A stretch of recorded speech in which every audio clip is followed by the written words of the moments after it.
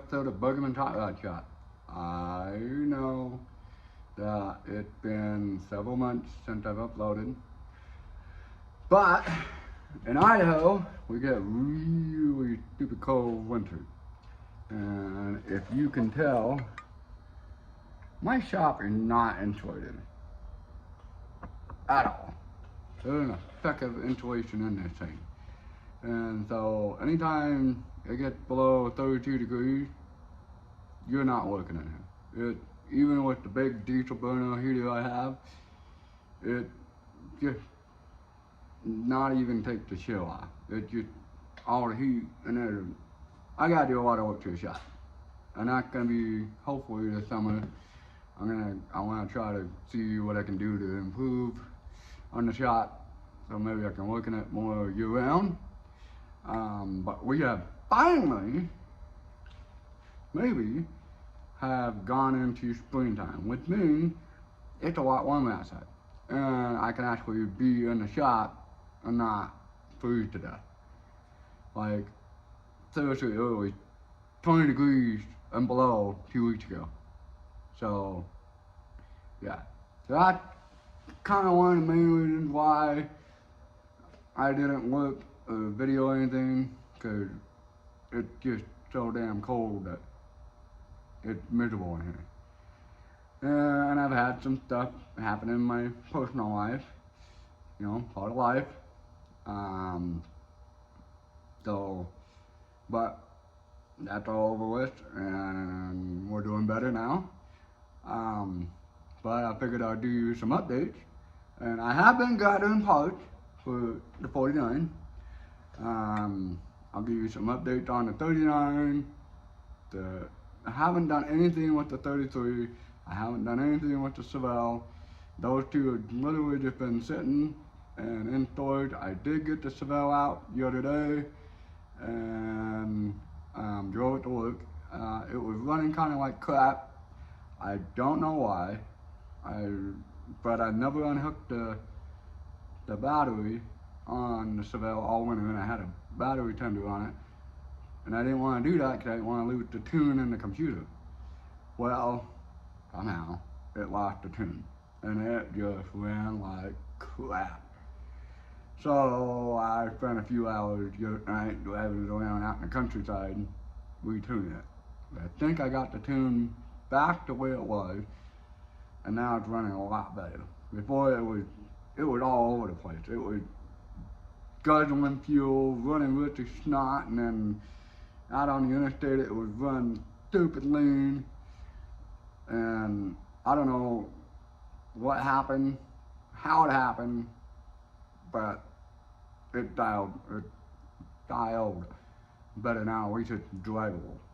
So the 33, seriously, I put it in storage last fall, and it's been still sitting there since last fall. I haven't even pulled the car cover off it. I've had a battery tender on it. The Camaro, sadly enough, when we got back from roadkill nights in Vegas last March, I literally put it back in storage, and it had not moved since. Reason being is, on the way home from Vegas, third gear started slipping a little bit. So I was just over it and just shoved it in the corner. But I want to get it in the shop this summer, drop the pan on the tranny, check it, see how much cut material in it, if it's savable, or if I need to buy a new transmission for it, I don't know. But I do want to get that car in the shop and see what I can do to save it, or if I can buy a new transmission for it.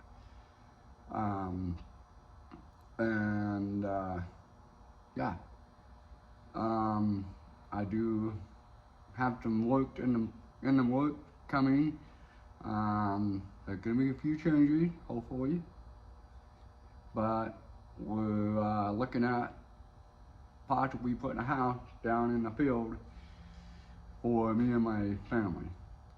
So hopefully we'll see what happens. I'd like to give you an update.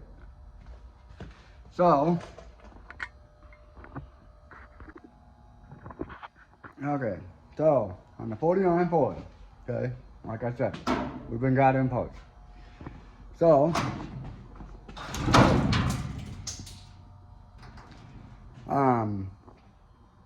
as you can tell, I still have stock harness in here, stock computer from the donut truck. I've been having a hell of a time trying to find somebody to tune that stock ECU. And somebody I could trust, there's a whole bunch of people out there, oh, just mail us your computer, pay for it, blah, blah, and we'll ship it back to you. Well, I ain't gonna lie, I kinda got a little bit of trust issues, alright? I'm very fond of my money, and so I found an alternative. And the alternative is, so I found a new ECM with auto to back, anti-theft, plug and play. We also bought a new harness for it. Whole new harness, standalone harness. Shout out to Plymouth. They did the harness and the computer. Also shout out to Stomach Racing for getting it to us as fast as they did. So I'm excited to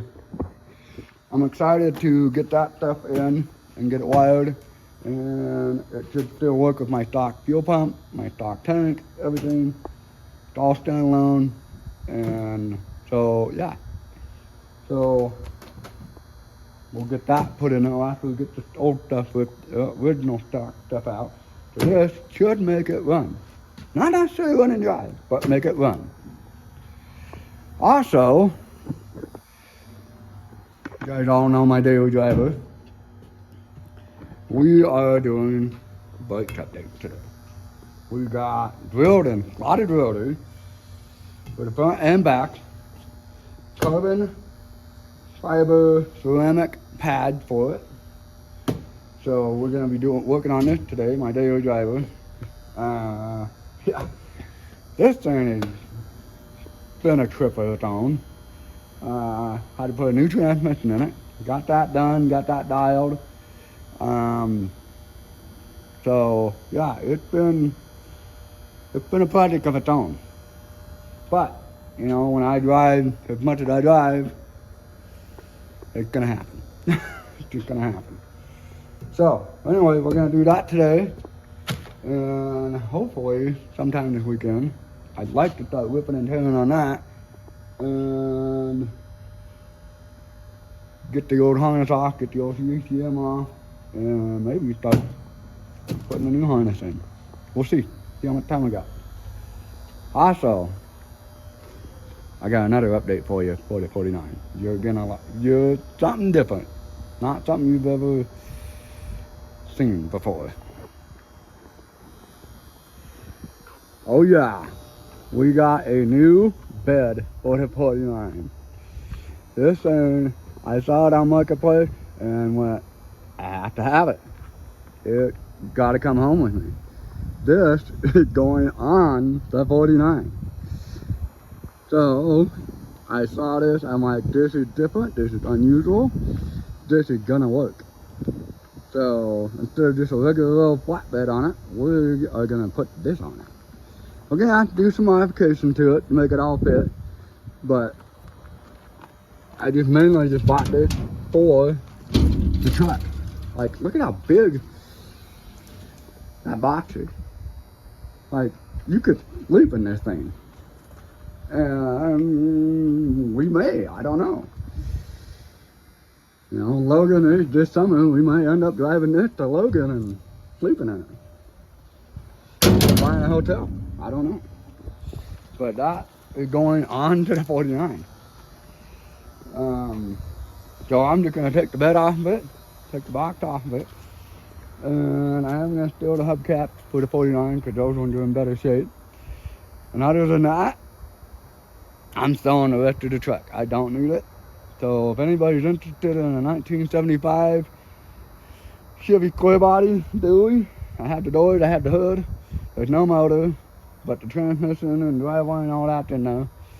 If anybody's interested in it, Send me a message. It's up for sale as soon as I get the box off in the bed. It's not going anywhere until I get that stuff off. I gotta get that stuff off first. So now we'll give you updates on 39. Okay, so 39 is literally have nothing done to it. It still runs like I actually got it out the other day and let it warm up, charge battery, and then I literally put it right back. I don't own it anymore. I sold it. Okay? I sold it to my Uncle Joe. He was really interested in it and he wanted to buy it. So it is now his car. And he has done some amazing builds. Street rods, hot rods, trucks, I mean, you name it. This guy is very on the money, like better than me. Alright? So yeah, he owns it. I've been keeping it over here in storage for him because, you know, Idaho weather. We made the deal on it in December, and at that time it was a foot of snow, foot and a half snow, 2 foot of snow on the ground. So I was not about to put this thing on an open trailer and haul it to Boise and have all the road salt and grime and everything go over it, because there was literally very little rust in this thing. It's a California car. And we both agreed that I would just hold on to it and store it for him. So we are planning on taking it over to Boise for him at the end of March, beginning of April, somewhere in that frame. And he is going to probably, sounds like he's going to kind of drive it around for the summer, and then maybe this coming winter he's going to blow it apart and restore it. And that's what this car really needs. It really needs a total come apart, frame off, restored. I could do it, but I work a full-time job. I'm a full-time dad with 2 little boys. I have full custody of. I don't have time and money for it. And so he does. He's retired, and that's what he does daily. He's out in his shop restoring pickup. And so, yeah. So we're gonna load this baby up and haul it to Boise for him, and I'll make a video on that trip, and we'll go from there. So, thanks guys. That's the update on the 39.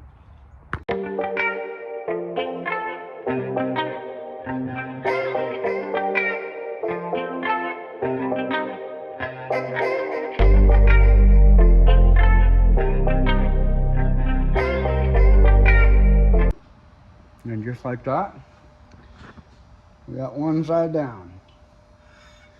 New drilled and slotted rollers, new pads, moved everything up.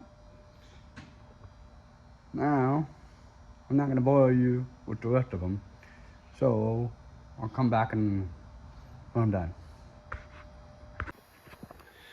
Hi, folks, we're done on the daily.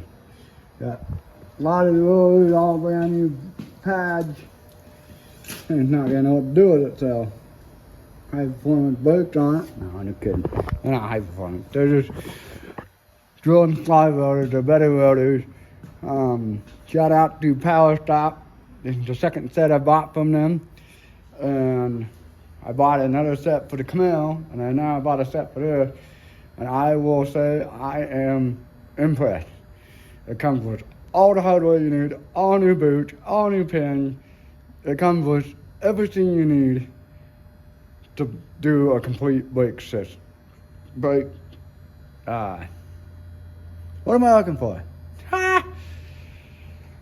new brakes set up on your rig. Anyway, check them out, power stop. I'm sure they got brake for anything. But like I said, I bought some for the 94 Camaro. I've been impressed. Now they bought some for the pickup. Still impressed. Still gotta go out and break them in. But yeah. Another thing, too, when you're servicing a car or own a car or whatever, do not fill up the master cylinder if it looks a little low, because when you do brakes, it just pukes it all out. Once the master cylinder is full from when they brand new from the factory and it goes down, you don't need to fill it back up. It will fill back up once you do the brakes. So do not fill up the master cylinder. It does not need to be refilled every single time. Once it's full and you have brand new brakes, don't touch it. Anyway, that's my rant. Shout out to all the lube guys. And you know who I'm talking about. Anyway, let's get this thing down off the hoist. And we gotta go do the power stop break-in procedure and run out to the countryside where nobody will be around and we can do that. Okay, let's get this thing down, we'll get on the road. Okay, got the brakes all broke in on the old daily. I have to admit, I wish I would have done this a long time ago. Braking power is 10 times better than what it was. Way better than what it was. I can't believe the difference. So, shout out to Power Stop. Shout out to Summit Racing for hooking me up. Yeah. It's way better. Stopped on a dime. Anyway. So, I think we're gonna call it a day. We'll see. Yeah. I think we're gonna call it a day. Let's go get some dinner and relax and yeah. Yeah, we'll go from there. Thanks for watching, guys.